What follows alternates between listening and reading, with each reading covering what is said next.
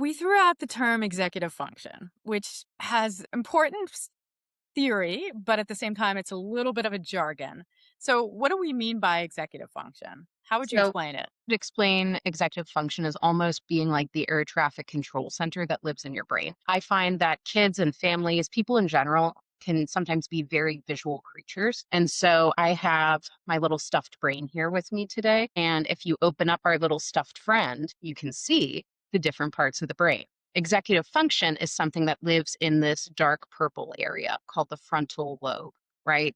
And if you were looking at your own head in the mirror, I would tell you right up here. That is where a lot of those skills are. I find that sometimes with therapy, psychology, sometimes even in our school environments, we use a lot of big words to talk about things. And that can sometimes make it inaccessible for parents or families because they just feel like there's no way I can relate to this. I don't even know what they're talking about.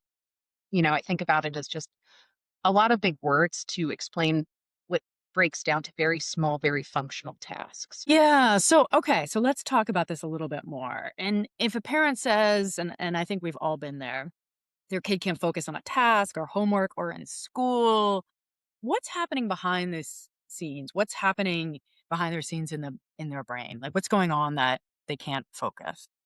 So I think about executive function as a collection of different skills, right? And they all sort of interlock and go together. We're talking about something called working memory, which that's that moment where you walk into a room and you had a purpose and you're standing there and you're going, why am I here again? Right? Or the moment where you have now gone into your cupboard 3 times trying to get the sugar.